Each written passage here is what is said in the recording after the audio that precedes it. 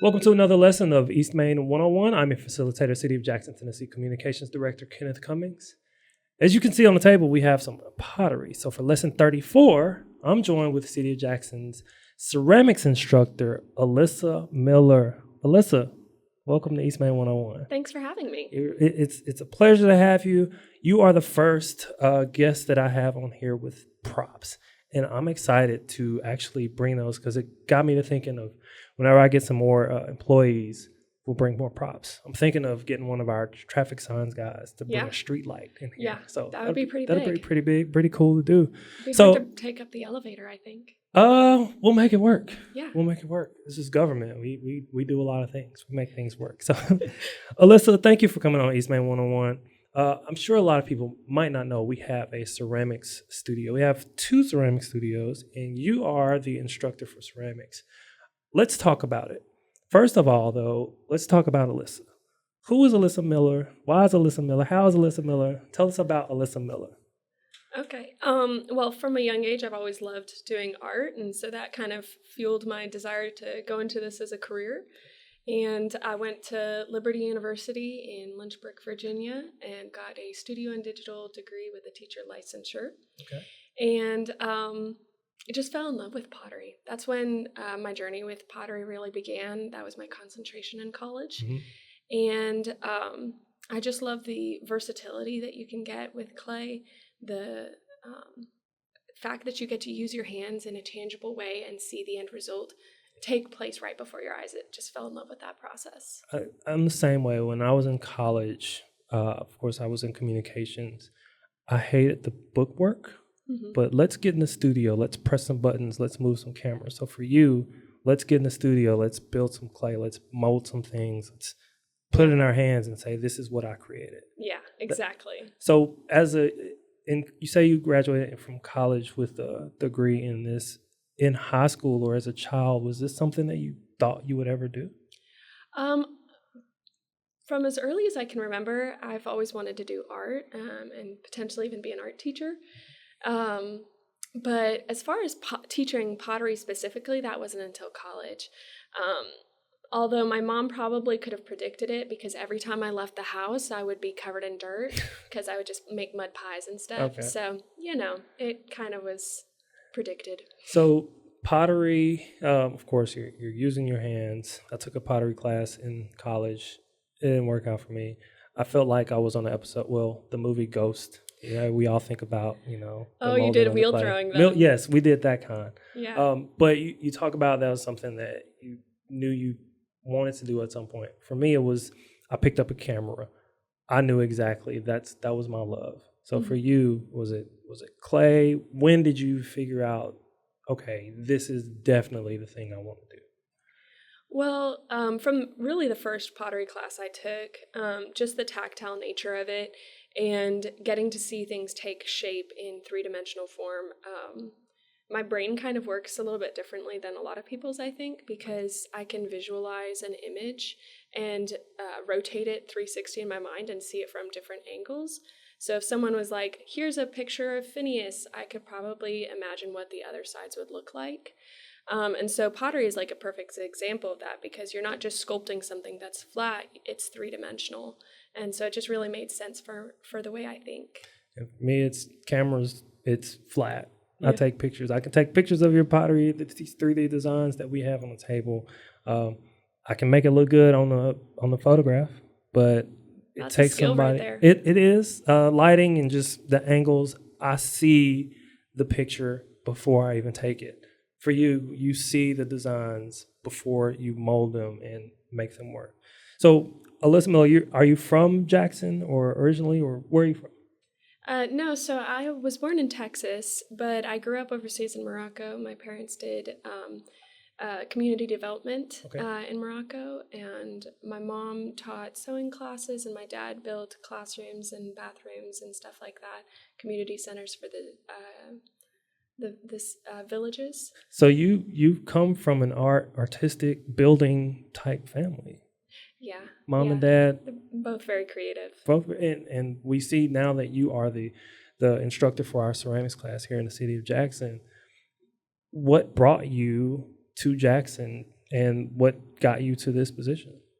Well, I got married. So my husband went to Union University, Okay. and then we moved here after we got married, and that's where we've been ever since. So how did you find out about the ceramics class? Did you take the class prior to you being the instructor? No, so actually my husband found out about the program. Okay. So we were looking for a place to fire our personal pieces, and the kiln that we were using wasn't available to us anymore.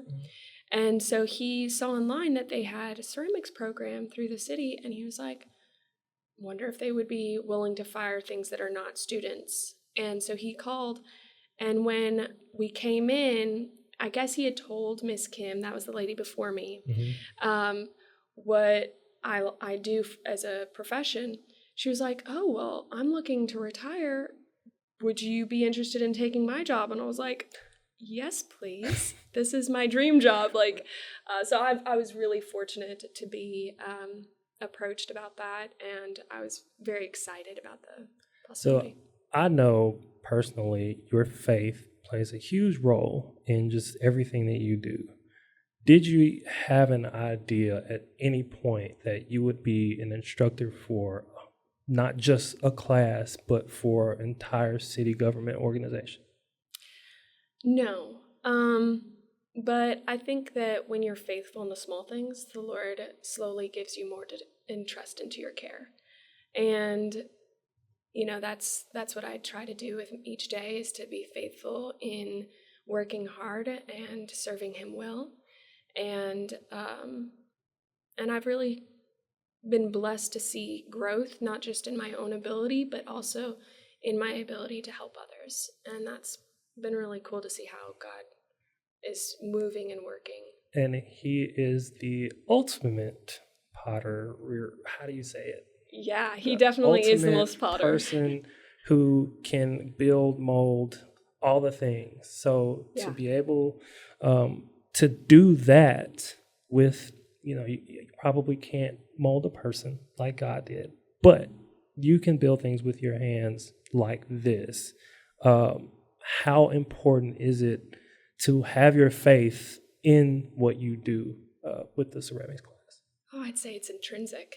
I mean, if you think about it, the very first description of how God created man was that he created man from dust. And the Hebrew word for created, when it relates to that dust, is actually the word for potter. So God's very first description of how he interacts with mankind is as a potter.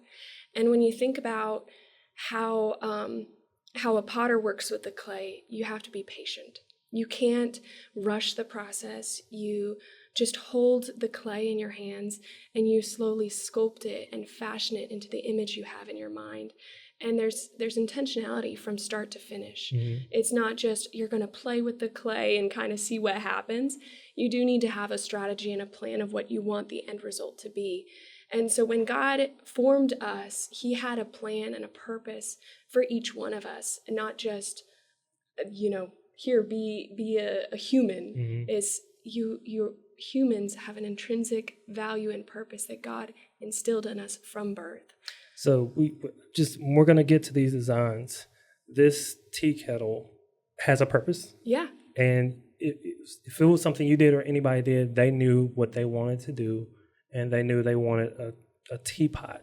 A teapot's not meant to be taken out on a pickleball court. The purpose is to put hot tea in it and make you a cup of tea. Yeah. So the purpose behind it, it's a big thing for you. So I'm in your class where hypothetically, I've never taken your class. I want to.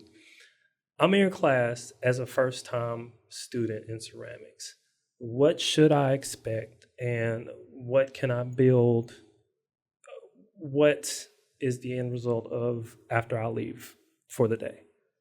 So it's a self-paced classroom. So everyone comes in with their own ideas, their own inspiration, and I just walk alongside each person to help them create the thing that's hiding in their mind. Okay.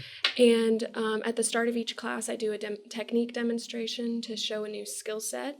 They can use that skill set if they want, or if they're like, oh, I actually would like to try this new technique out today, then I'll be like, sure, we can jump ahead and learn that technique. Like, let's do it. Let's have fun. So it really depends on what the student's interested in making. I think that if we were to all be doing the exact same project, it would kind of limit the students' creativity. And so it's really incredible to see what all the students are coming up with. It's just really beautiful. So do you have a good mix of first-timers to, I can build a whole house with clay? Yeah, so I forget how many exactly we have, but we have roughly between 12 to 15 students per class, and we have 5 classes right now, and all the classes are full. And of those students, we have 27 brand new students to the program. So that's wild to me, but also considering like that 27 is actually a fairly small percentage of all the students. So we have a lot of repeat students that grow as artists and build on their skills, and I'm so proud of them. Some of them are like, I'm only going to do ever one solid color on the entire piece, and I'm only going to make simple flat things.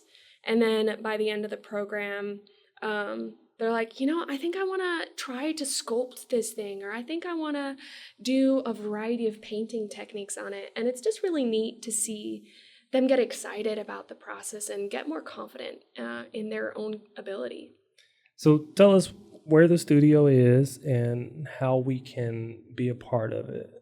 Yeah, so we have 2 different types of programs. We have the ceramics program and the pottery program. Okay. So the ceramics program is at the Bemis Ceramics Studio on 12 North Missouri Street. Okay. And the pottery program is at the Westwood Community Center. I think it's 3 Westwood Gardens. Okay. And so the classes are currently full, but we'll be starting them up again in the spring. So definitely keep an eye on that. And we post all of the upcoming classes on the City of Jackson's Facebook page. Okay. So it's called Jackson TN Parks Ceramics Program. And we post all the student artwork and stuff, so you can look at it and get excited. So what are some of the reactions that you get from those who take the class, from those who first day, first time ever, to those who've been there for a long time? What are the reactions that you get? I think the one that's the most common reaction is people just take a deep breath at the end of it and are like, that was exactly what I needed. It was so therapeutic. I think in this culture of speed and so much digital content, it's really nice to, at the end of the class, see progress and do something physical with your hands that might not be totally strenuous. It's just something where you can relax, you can focus on painting, you can focus on sculpting, whatever skill set you're working on that day, and get a time to just rest. The classes are 3 hours long, so it's a good chunk of time where you can just check out from what you normally do from day to day, make great friends with the other people in the classroom, and have a good time. So there's one thing that you do. You started up maybe a few years ago, Bowls for the Hungry. It's one of your signature events, fundraisers, and you've raised a nice chunk of money for some of our nonprofits. Before we get into these pieces, I'm excited to talk about the Bowls for the Hungry event that we do. Yeah, I'm super stoked about that. It's really amazing to see the community come together to support our local nonprofits. So the Bowls for the Hungry is a fundraiser to support, like I said, local nonprofits who are lending a helping hand to members of our community who don't have access to enough food or housing. And so we're partnering with a bunch of different nonprofits, and the recipient of the funds rotates from year to year. But basically, all of the money that is raised is from the auction of handmade bowls, and I actually have one here with me today. Okay. So this was made by a local artist, and it's absolutely stunning. I just can't get over it. My husband and I bid on this one because we're like, we got to keep this one. But it's just absolutely beautiful, the amount of detail and love that's poured into it. And the fact that we get to use our gifts to help others. I think it's very easy to just be like, yeah, I'm a good artist, and you paint things to decorate your home. But then there's a deeper satisfaction when you create something that's going to bless others. And so not only is it a blessing to those who receive the money, but I think it's a blessing to the artists who create it as well.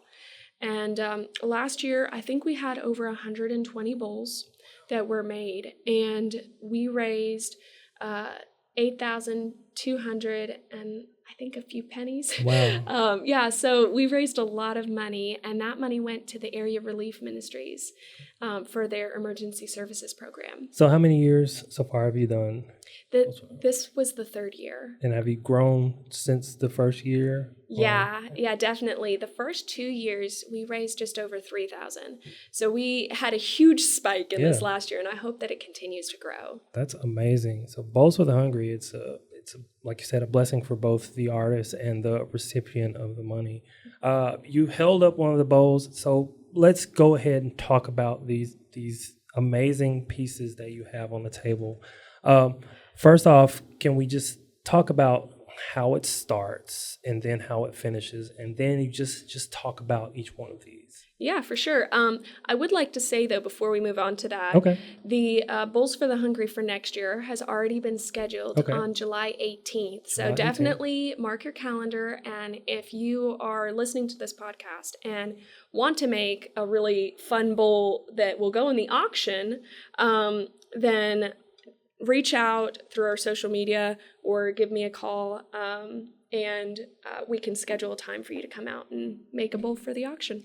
So real quick, that's one reason I do video with these podcasts. So if you're just listening, I highly recommend you go to our YouTube or Spotify video and watch to see what we have here on this table. So let's just talk about them. Start from one end and move to the other. Yeah, so we have two main types of classes. We have the ceramics and the pottery program, but we also have fiber arts every now and then, and I'll get into that later. But our two main focus is the pottery and ceramics.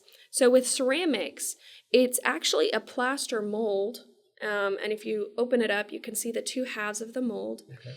And there's a little funnel that leads to it, the form that's on the inside. So on the inside of this form is a little mouse that's curled up sleeping. And what you do is you pour liquid clay into that mold and let it sit, and the plaster is going to absorb that moisture. And it's going to start to stiffen up around the exterior of the mold. And after about 30 minutes, if it's a small mold like this, to 2 hours if it's a large Christmas tree, it just sits in there, and then you dump out the excess clay, and that's what makes it hollow on the inside. Okay. And then it'll sit drip drying for another 30 minutes, and we take it off the table, and then it has to sit in this mold all day long. So if we were to take it out right away, not only would it still be suctioned to the mold, but it would be ripped apart when we take it apart. So it has to stiffen up fully before it can be released. Okay. And something that I think a lot of people don't realize is that if it's been raining a lot, or with Jackson humid weather, it takes even longer. So sometimes we've had to babysit these molds until like 8 or 9 p.m. So even though we're inside doing this, the rain outside. Oh, it's wild. We have a dehumidifier in the back building where we pour these, and it holds like 5 gallons of water. And we have to empty it twice a day because of all the moisture in the Jackson weather. Wow. Yeah. So there's a lot of water in Jackson, and the molds react to that. Okay. So after it's popped out of the mold, it's just greenware. It's not been fired. Okay. So you would clean the seam lines, and the seam lines are where the two halves meet together. Mm-hmm. And once that's been cleaned, it goes in the kiln, where it's fired for 2 days. So it takes a day to get up to temp and a day to cool back down to room temp. Okay. And then you have this cute little form that you can paint and do whatever with. So the students in the ceramics class, they're not doing the pouring stuff because obviously their class is only 3 hours. Right. But we pour all the forms that they request. We have huge bookshelves that wrap around the room, and they can pick whatever item they want to paint that day. And price is just based off of size. Most of the items is under $10. Okay. Yeah. And something like this would be $1. So for this, the joy is, even though I didn't create the mold, the joy for me would be painting it however I want. If I want a blue mouse, I can have a blue mouse. Oh, yeah. Yeah. So the great thing about ceramics is that it's a low fire clay, so you can get a lot more detailed with the designs, and the color is going to be vibrant. Okay. So if you're wanting some very exciting, bold colors, bold patterning, and you love to paint, this is the class for you. And you can alter the form. So you could carve designs into it before it's been fired and alter the form, but it is going to be very similar to the original. Gotcha. Yeah. So that's our first type of class. Okay. And for those classes, it's $2 a class, which you pay up front. So it's $26 for a 13-week unit. And then basically whatever item you pick off the shelf. Nice. You say you can go from a small little sleeping mouse to how big can you go? I think one of our largest items is a giant rooster that is a cookie jar, and it's like this big, and so maybe like 1.5 wide by a 1.5 tall. It's giant. Rooster. You could put so many cookies in it. Okay. Yeah. And then obviously we have like the classic vintage Christmas trees, which, you know, those online, if you were to try to buy them, would be like $250, and we charge like $65. Wow. So, so yeah, it's definitely reduced pricing so that it's affordable to everyone in our community. Perfect. Yeah. So I see you have a little tree. It looks like a tree house. Is it a? Yeah. So it's a little fairy house. Okay. So these two items and this thing right here, these are from the pottery class and hand building. So the pottery class is different because instead of having these plaster molds that you pour liquid clay into and out pops the teapot, for instance, with the pottery class, you're given a 25-pound block of clay, and you're like, here, sculpt with it. Okay. So that's pretty exciting and also a little intimidating for some students because it's like, what do I even do? And so that's why having those little demonstrations at the start of class kind of helps the wheels start spinning. Mm-hmm. So they're like 15 minutes at the start of the 3-hour-long class, and I show examples of each technique to kind of give them some ideas and inspiration. Okay. And then they just take their lump of clay and they start shaping, and it's really cool. And you can, so the same lump of clay, not the same one, but like you have a lump of clay here, a lump of clay here, and each one of these were built off of that one lump of clay. Yeah, so we use Cone 6 pottery fire, which is a stoneware clay, and it's got these like brown speckles in it. That's the clay, the iron in the clay. But this is the coil building technique. So you roll out these like snake-like coils, and you can do it in all sorts of different ways. You can do like things that are sticking off the piece, all sorts of stuff. So you're rolling up coils and just put them in a circle in whatever design you want. Yeah, and there's some assembly techniques to it, but yeah, that's basically it. So this is one coil, and you just layer on top of each other. Okay. Yeah, lots of different coils. But yeah, you can do lots of things. And then this is the slab building technique, and you can alter the form. So I think a lot of times people think, slabs need to be perfectly straight walled. You roll out a slab of clay and now it's like a sheet of paper. It's going to be angular. But you can distort and alter the form to have curves and flow and movement to the piece and kind of add some drama. So it's very fun. Definitely, I don't think there's a right angle on that piece anywhere. And like you said, everybody has their own idea, and you want something different. 4 slabs, it's pretty boring. Yeah. I mean, it's like when you were for some, it's like when you were in kindergarten, you draw a house, you got a square and a triangle. Yeah. But for this piece, you've got, I mean, it's very, very interesting of how whoever did that piece created. I made this one. Oh, you made that. So even like the door or the footstool at the front, it's interesting how it's curved. The roof, there's, like I said, I don't think I see a right angle on it. But so you say that one is slab and this one is the coil. Method. Yeah. But again, you said it's the same type of clay. So when we come in, you don't necessarily have all right, today we're going to do this, or we're going to do this. It's, if me and John Doe come in, we can make whatever we want. Is that how the class works? Yeah. So apart from me just giving a short demonstration of a technique, you can make whatever you want and I'll help you with it. Awesome.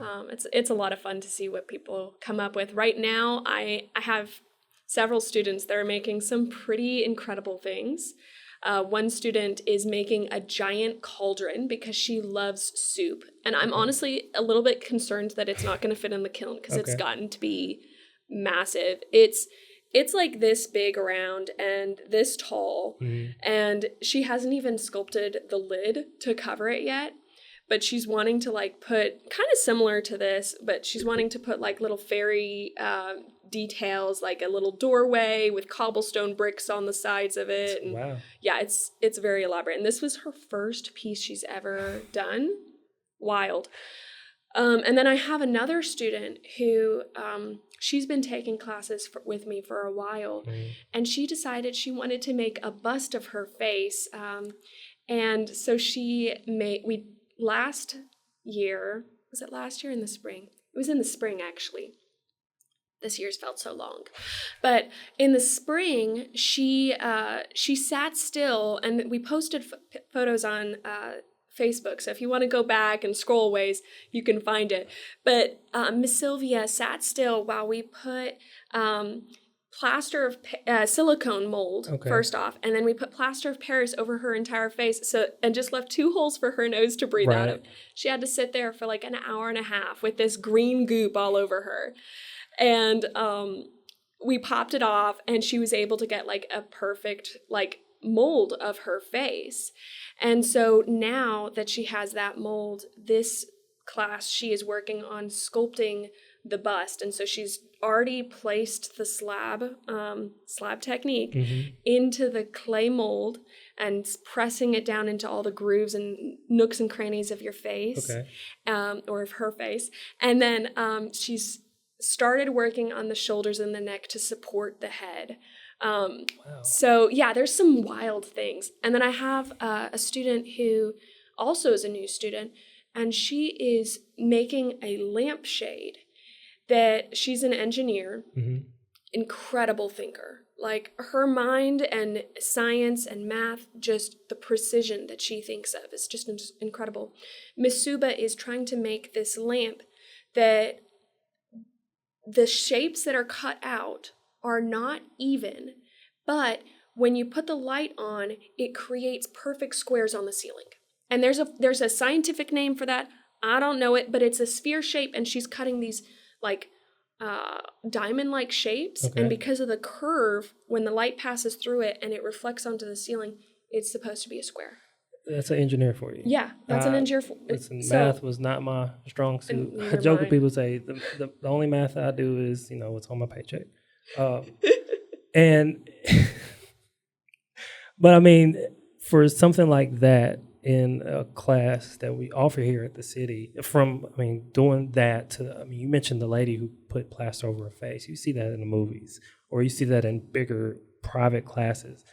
You can do all that here with the city of Jackson. Yeah, basically it's because we have such small classroom sizes, I'm able to provide one-on-one instruction.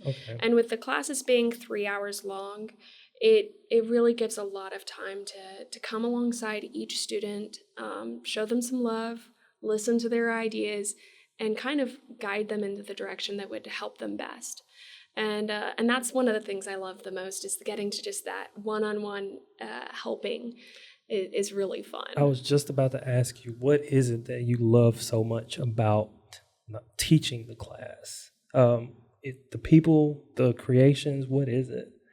Definitely getting to see the students grow. Okay. Like, just there are some students that are like pedal to the metal. They make something insanely challenging at the beginning, and it's fun to just give them some aid so that their project doesn't collapse on them. Right. But then there's others who are like not very confident. They're just like, I think I'm just going to do this, and coming alongside them and just trying to encourage them. Wow, you did that brushwork so good.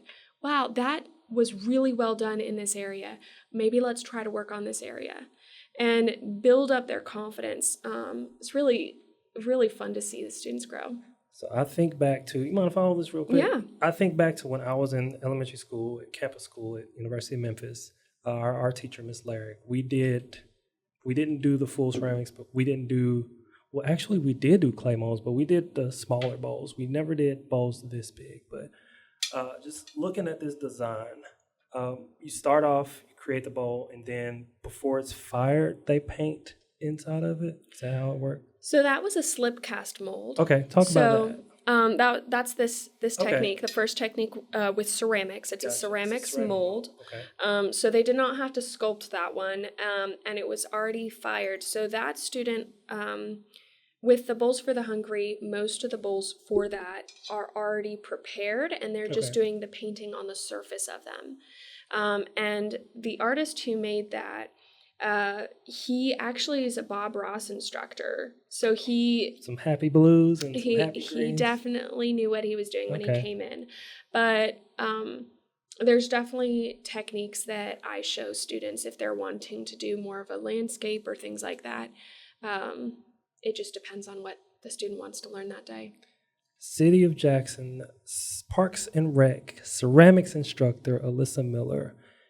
People can learn more about ceramics by visiting parks.jackson10.gov. Check out the classes. Allyssa, you are doing an amazing job with ceramics. God brought you here, and you've taken this class. Just, I can't even describe how great this opportunity is for the citizens of Jackson and those who just want to come and relieve stress. Like you said, it's kind of therapeutic. Just build. Thank you for coming on East Main 101, Alyssa. Thank you for having me. To talk about what you do with the City of Jackson. So before we go, we've got pop quiz. That's what I do. 3 questions I ask my guests just to get to know them a little better. So pop quiz question number 1. In your ceramics career, what has been your favorite piece? Well, I have a favorite piece that's not quite finished yet, and it's a sculpture that eventually will be a water fountain. And in the sculpture, it's Christ's hands holding an anatomical heart. Okay. It's made with the coil method, but I wish I could have it here for you. But basically, Christ's hands holding an anatomical heart sitting on a base, and then there's a basin around it that's going to catch the water. Okay. And then this chain that I brought here is actually part of that sculpture. And so this is going to be, sorry if it sounds awful, this is actually going to be sitting around the sculpture. Okay. And so it represents how through what Christ has done on the cross, you can see the nail scars on his hands. Okay. He gave us freedom from sin, the chains that entrap us, and gave us new life. And I just loved the imagery of, the heart of stone, because in Scripture it talks about how God removes the heart of stone and gives us a heart of flesh, and he fills us with his living water. And so that's why I wanted to turn it into a water fountain, so that the water is going to be pumping out of all the heart valves. Okay. So that's currently, I think, my most ambitious sculpting project I've ever done. It's not finished. It still needs to be glazed, but I look forward to seeing that. That sounds cool. Especially having to do a heart, not the heart that we see as an emoji, but the actual shape of a heart. That seems like it's going to take it's a lot of detail in that. But with you and your experience, I'm looking forward to seeing that piece. So pop quiz question number 2. What is the best advice you've ever received regarding ceramics? Don't be afraid to try something new. Okay. I think it's really easy when you're working with clay to be afraid that, oh, it's going to misfire in the kiln, and I don't want to waste the materials. But every time you try something new, you learn something from it, even if it's a flop. And I think that goes in life too. You know, if you're afraid to attempt, you will never advance. And so clay, there's so many things that could go wrong, and that could cause fear that students might not want to try. But getting over that fear and just being willing to try it, even if it's a failure, I think a lot can be gained from that. That's really good advice. Not even just to receive, but to give out. Because you think you're building a bowl, it comes out, it looks like a cup, and it's still you can still use it. That does happen. So clay shrinks. Okay. This clay can actually shrink up to an inch. Okay. So we've had people make like these giant pieces, and then it shrinks not just in height but also in width, and it's like this teacup. So that's amazing advice. Don't be afraid to try it. Yeah. Pop quiz question number 3. If you could only work with one type of clay for the rest of your life, what would you choose and why? First of all, I didn't know there were different types of clay. But if you could work with one type, what would you choose and why would you choose it? That's a really tough question. Because they all have their strengths. And like with the ceramics, you can get bold, vibrant colors, and like the patterning is amazing what you can do with the detail. But it's not as strong as pottery because it's a low fire clay. Whereas the pottery, you don't get necessarily replicate forms, and so that's kind of a drawback. But you can create one-of-a-kind masterpieces. And I think because I like to sculpt unique forms, I think I would probably choose the pottery stoneware clay, just because I like to put a little bit of myself into my work. But yeah, that's a really tough question because each type of clay has strengths. Well, that's again something. When I took my classes in high school or in college and in elementary school, I thought it was all the same: ceramics, pottery. You're doing something with clay and building, but it's totally different. So, Allyssa Miller, ceramics instructor for the City of Jackson Parks and Recs Department. Thank you again for coming on East Main 101. Thank you for having me. And if you want to learn more about our ceramics department, ceramics classes, you can visit our Recreation and Parks and Rec. Whitney Billingsley, if you're watching this, please forgive me.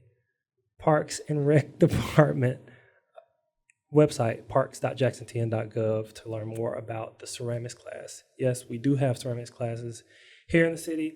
And again, Allyssa Miller, thank you for coming on East Main 101. Thank you for having me. So that does it for lesson 34 of East Main 101. Don't forget to follow us on all of our government social media accounts and opt in to our text alerts by visiting connect.jacksontn.gov. Also, be sure to visit eastmain101.jacksontn.gov to subscribe to our YouTube, Spotify, or Apple Podcast channels to listen to each lesson in its entirety. Until next lesson, class dismissed.